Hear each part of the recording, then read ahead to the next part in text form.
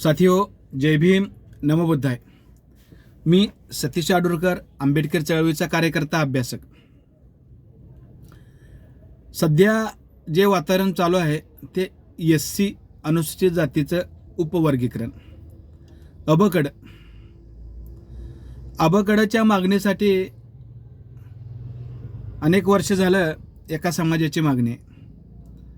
1 August 2024ला माननीय सर्वोच्च न्यायालयानं ते अबकड उपवर्गीकरणाला मान्यता दिली आणि मान्यता देत असताना त्यांनी सांगितलं की प्रत्येक राज्याला इम्पेरिकल डेटाच्या आधारे जर राज्याला असं वाटलं तर अनुसूचित जातीचं SCचं उपवर्गीकरण करू शकते.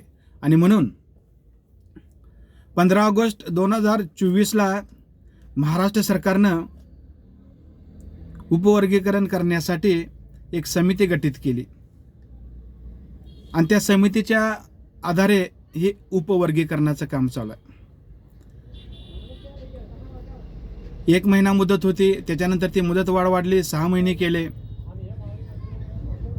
पण अबकड करून हा प्रश्न सुटेल का, हा आमच्यासारख्या अभ्यासकांच्या मनामध्ये तयार होतो. ह्याच्या पाठीमागून काय राजकीय शक्ती, काय दुसरं काय काळं बेरं चालू आहे की नाही, याचा देखील आपण गांभीर्याने विचार करणं गरजेचं आहे. की त्या SC मध्ये 59 जाती आहेत आणि त्या 59 जातीपैकी एकाच जातीची मागणी आहे उपवर्गीकरण करा, बाकीच्या जातीची मागणी नाही. मग ती एकच जात का उपवर्गीकरण करण्यासाठी अनेक आंदोलनं, मोर्चे काढत आहेत? त्याचं कारण असं आम्हाला हे जाणवतं की पूर्वाश्रमीचा जो महार समाज आहे आणि आत्ताचा बौद्ध समाज आहे हे थोड्याफार प्रमाणामध्ये प्रगतीच्या पथावर गेला. त्याचं कारण त्यांच्या मनामध्ये आहे की आमच्या सर्व जागा या समाजानं पळवल्या. त्याच्याही पलीकडे पुढे जाऊन मी सांगतो की ह्या जागा पळवण्यापेक्षा बाबासाहेबांचा जो विचारधारा आहे तर ती विचारधारा या समाजानं आत्मसात केली. 1935ला बाबासाहेबांनी धर्मांतराची घोषणा केली आणि इथल्या सनातनी जातीवाद्यांना सांगितलं की मी ज्या धर्मात जन्माला आलो त्या धर्मात मी मरणार नाही. जो धर्म विषमतावादी व्यवस्था जोपासते, जो धर्म माणसाच्या प्रगतीला अडथळा येतो, आणि म्हणून 1956ला 14 ऑक्टोबर 1956ला बाबासाहेबांनी समस्त आपल्या अनुयायांना बौद्ध धर्माची दीक्षा दिली.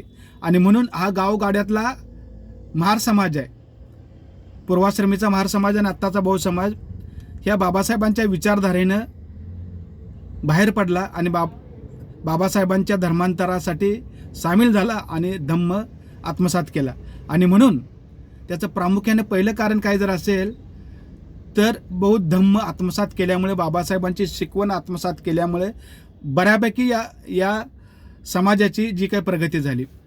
आणि म्हणून आमचा जो छोटा भाऊ आहे, छोटा बंधू आहे, तर त्या बंधूला वाटलं तो वज्रमुठीतच राहिला आणि त्या वज्रमुठीत राहिल्यामुळं महापुरुषांची जी शिकवण आहे, बाबासाहेबांची शिकवण आहे, त्या शिकवणीपासून थोड्याफार प्रमाणामध्ये साईडला राहिला आणि मनुवादाच्या वळचणीला थांबला. आणि त्याच्यामुळं या लोकांची जी काही अवस्था आहे ती आज आपण बघत आहोत. पण अबकड करून हा प्रश्न सुटेल का? जर 59 जाती असतील आणि त्या 59 जाती हर एक जातींचा थोडा थोडा गट तर तयार केला तर ज्यांच्यावर त्यांचं टार्गेट आहे त्या गटातच तो समाज जर सामील झाला, म्हणजे 15, 15, 15 आणि 14चा एक गट तयार केला अबकड, आणि पहिल्या गटामध्ये जर महार, मांग, चांभार, ढोर यांना जर टाकलं तर पुन्हा त्यांच्यासमोर क्वेश्चन मार्क तयार होतो. मग याचा अर्थ आपण समजून घेणं गरजेचं आहे की आपल्यामध्ये भांडणं लावायचा हा जो प्रकार आहे तो प्रकार कुठं ना कुठं तर आमच्या छोट्या भावांनी समजावून घेणं गरजेचं आहे की तुमचं कल्याण हे बुद्धाच्या मार्गानंच आहे, तुमचं कल्याण हे बाबासाहेबांच्या विचारधारेनंच आहे. आणि म्हणून बाबासाहेब जर स्वीकारला तर येणाऱ्या काळामध्ये तुमचं कल्याण होऊ शकतं, हे तितकं सत्य आहे. ज्यांनी हजारो वर्षापासून आम्हाला वंचित ठेवलं. दोन्ही समाज आहेत, दोन्ही समाज गाव कुसा बाहेरच आहेत ना. दोन्ही समाजाला हक्क अधिकार नव्हते, दोन्ही समाजाला मंदिरात प्रवेश नव्हता, पाणी पिण्याचा अधिकार नव्हता, पण या महापुरुषांना अधिकार दिला कोणी? बाबासाहेबांनी अधिकार दिला. आणि त्याच बाबासाहेबांनी जुन्या रीती परंपरा चालरीती ही वर्णव्यवस्था फेकून दिली आणि बुद्धाचा मार्ग अवलंबला. आणि म्हणून जो आता थोडीफार का असेना जी प्रगती झाली तर ही बाबासाहेबांच्या विचारधारेमुळे. आणि म्हणून या समाजाने देखील आता आमच्या छोट्या भावांनी देखील विचार करणं गरजेचं आहे. एवढंच मला या ठिकाणी वाटतं. जय भीम, नमो बुद्धाय.